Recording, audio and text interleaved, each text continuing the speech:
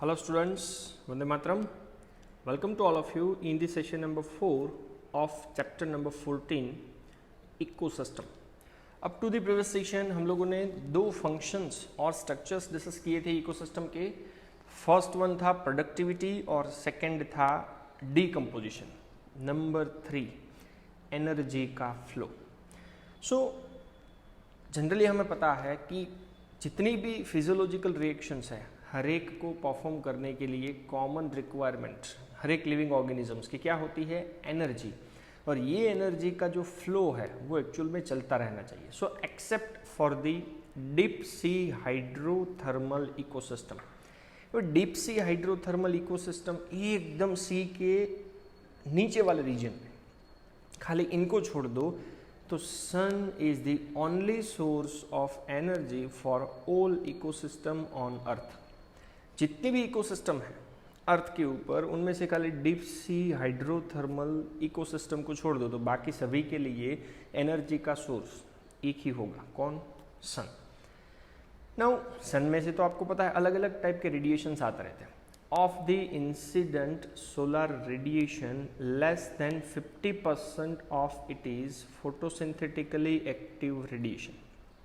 जितने भी solar radiation आते हैं उनमें से 50% तो कौन है? PAR, फोटोसिंथेटिकली एक्टिव रेडिएशन, जिसको विजिबल स्पेक्ट्रम के नाम से जाना जाता है.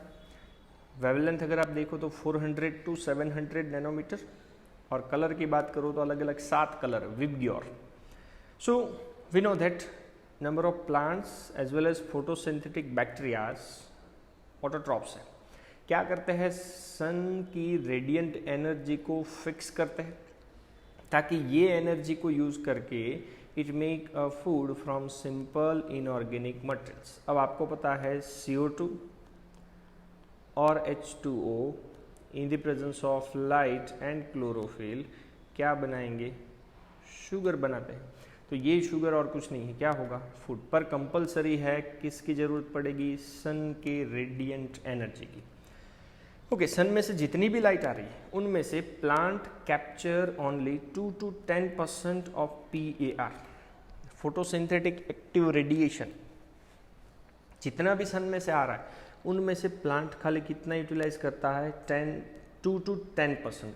And this small amount of energy are sustain the entire living world. सोचो ये 2 to 10% तो खाली प्लांट कैप्चर करता है. अब इतने में ही पूरे वर्ल्ड की एनर्जी का जो भी रिक्वायरमेंट है वो फुलफिल हो जाए. So it is very important to know how the solar energy captured by plant flow through different organisms of an ecosystem. तो अब ये एक मोस्ट इंपॉर्टेंट क्वेश्चन हो जाता है कि भाई प्लांट जो है वो सोलर एनर्जी को कैसे एक्सेप्ट करता है और वो एनर्जी किस तरह से अलग अलग ऑर्गेनिजम्स इकोसिस्टम के है उसको मिलती रहती है. Now we know that all organisms are dependent for their food on producers either directly और इनडायरेक्टली. अब डायरेक्टली हो तो आप उसे बोल सकते हो हर्बीवोरस, और इनडायरेक्टली हो then we can say that carnivorous. So herbivorous directly, carnivorous indirectly किसके ऊपर डिपेंड्स होते हैं? प्रोड्यूसर के ऊपर. तो ये दोनों आप किस में रखोगे? कंज्यूमर में.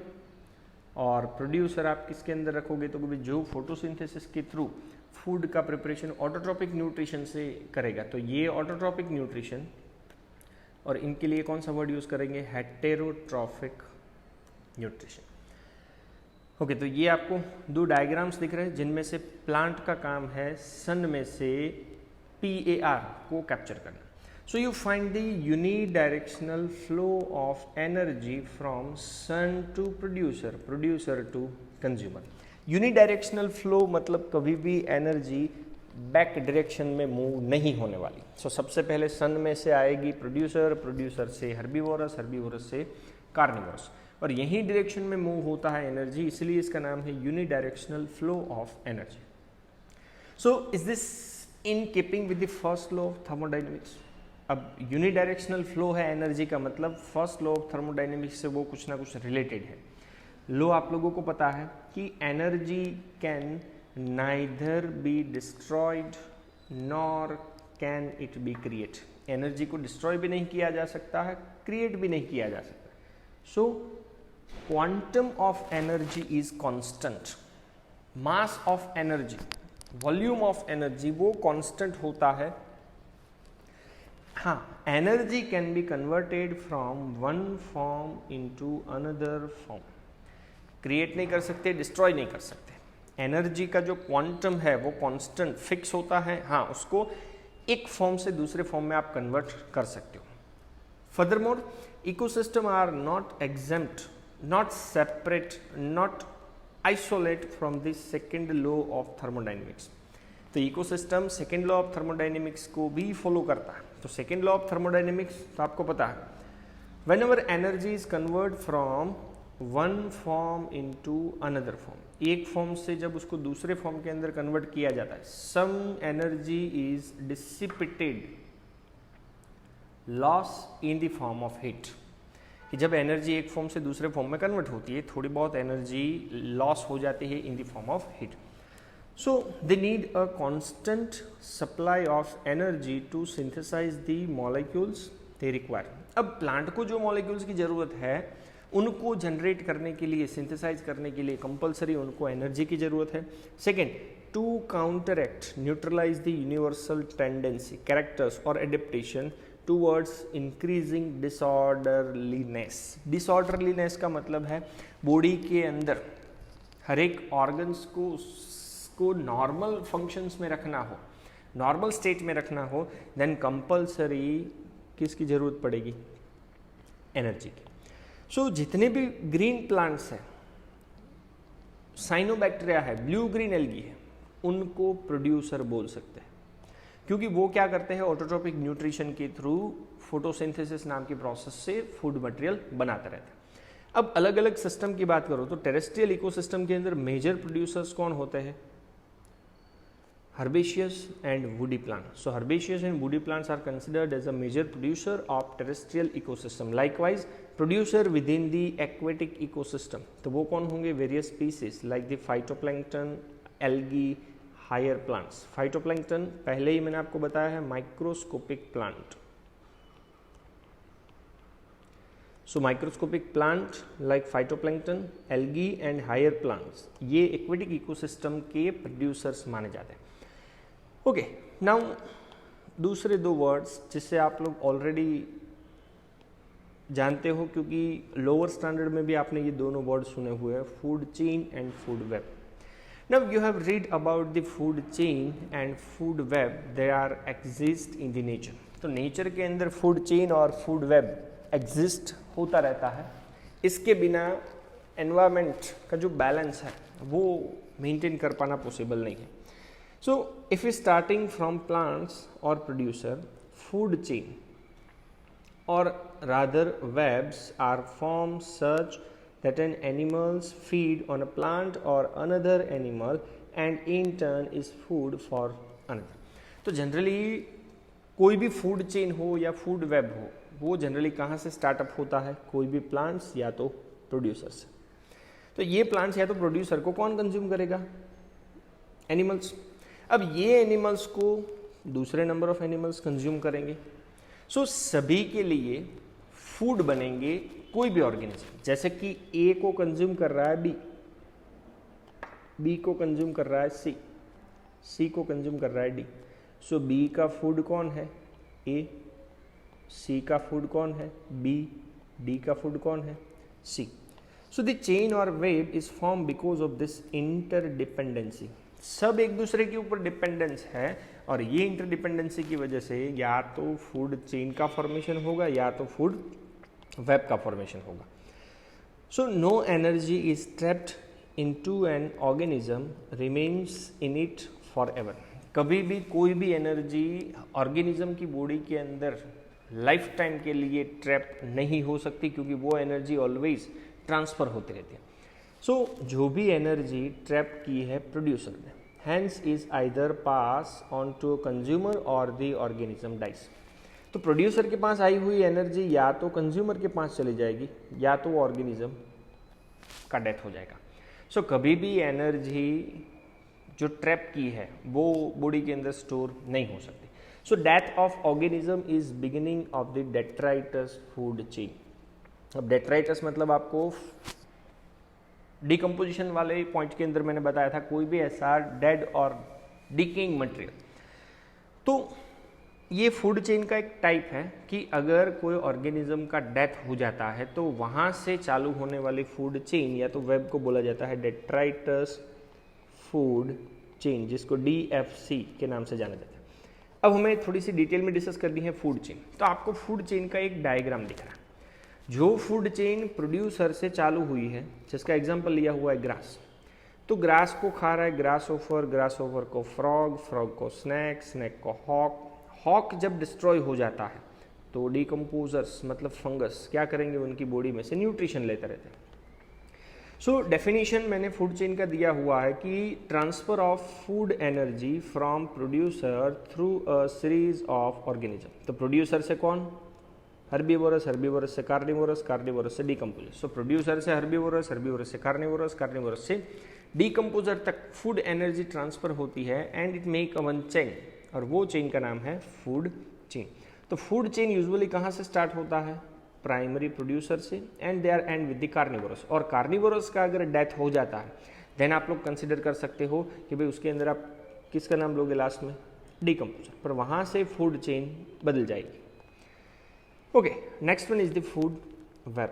Now we know that living organisms are depend on each other for their food requirement. Food की रिक्वायरमेंट के लिए सभी ऑर्गेनिजम्स एक दूसरे के ऊपर क्या होते हैं, डिपेंडेंट होते हैं, and it form a chain which is termed as a food chain. ये डेफिनेशन हुआ फूड चेन का।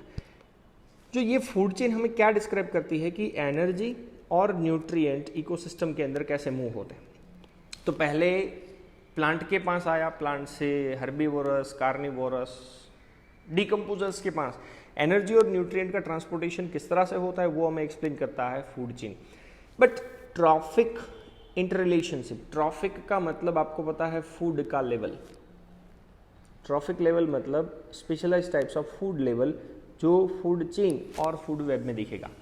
सो trophic interrelationship between the animals in nature can not explain as simple food chains only. तो simple food chain के support से अलग अलग type के animals में ट्रॉफिक इंटररिलेशनशिप क्या है वो हम लोग एक फूड चेन का एग्जांपल लेकर के एक्सप्लेन नहीं कर सकते।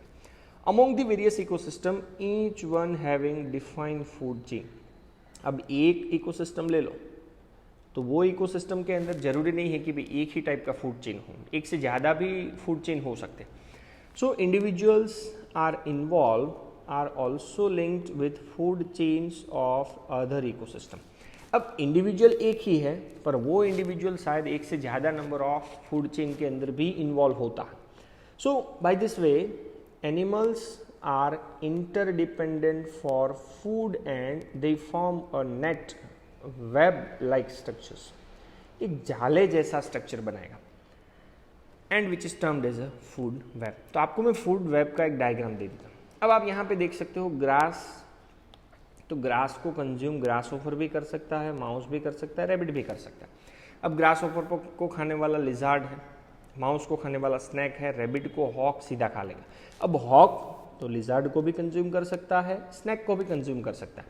तो ये हो जाता है पहला फूड चेन, ये है दूसरा फूड चेन एंड ये है तीसरा फूड चेन। तीनों फूड चेन के अंदर हॉक तो कॉमन है। सो एक से ज़्यादा नंबर ऑफ फूड चेन जब एक दूसरे के साथ एसोसिएट होके नेट जैसा स्ट्रक्चर्स क्रिएट करता है तो उसे बोला जाता है food web. So all animals are dependent on plants. पहले मैंने बताया डायरेक्टली या तो indirectly for their food needs. अब फूड नीड्स के लिए जो भी प्लांट के ऊपर डिपेंडेंस है ऑल आर कंज्यूमर्स और we can say that heterotrophs. Now if they feed on producer, अगर डायरेक्टली प्रोड्यूसर के ऊपर डिपेंडेंस है प्लांट्स के ऊपर, they are called as a primary consumer. और अगर if the animal Yeats other animals which in turn eat the plant, जिन्होंने plant को खाया है उसको कोई दूसरे एनिमल्स खाते हैं और their produce, they are called as a secondary consumers. So likewise इसी तरह से टर्शियरी कंज्यूमर आएगा, क्वाटरनरी कंज्यूमर्स भी आ सकते हैं। So obviously primary consumer will be a herbivorous, तो मैंने पहले ही आपको नाम दिया था कि प्राइमरी कंज्यूमर जो प्लांट को खा रहा है वो ऑब्वियसली क्या होगा, हर्बीवोरस होगा। Now some herbivorous are insects, birds and mammals in terrestrial ecosystem and molluscs in aquatic ecosystem। तो हर्बीवोरस के एग्जांपल्स में इंसेक्ट, बर्ड, मैमल्स वो टेरेस्ट्रियल इकोसिस्टम के और mollusca within the aquatic ecosystem.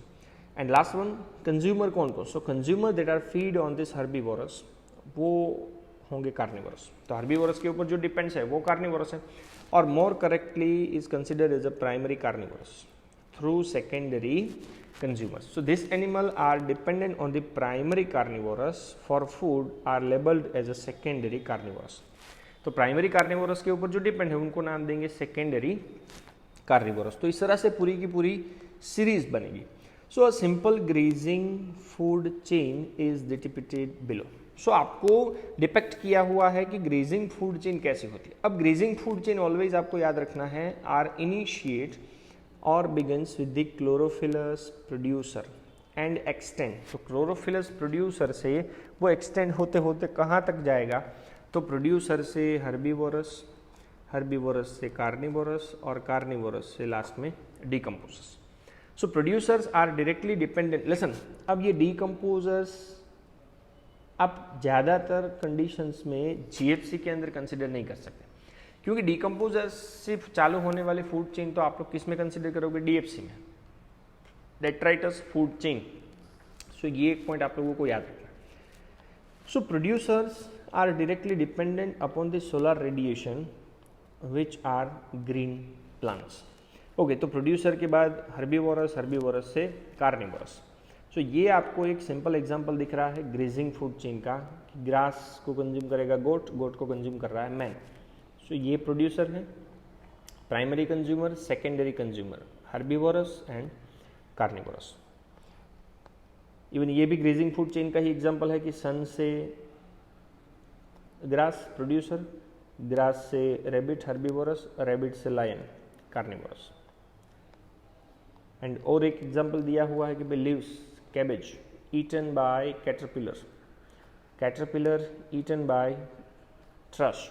तो ये प्रोड्यूसर है, this one is the herbivorous and this one is the carnivorous. तो हर्बीवोरस मतलब प्राइमरी कंज्यूमर एंड कार्निवोरस मतलब secondary consumer. So this all are related with the energy flow and introduction of food web, food chain as well as grazing food chain क्या। Thank you very much. जय हिंद।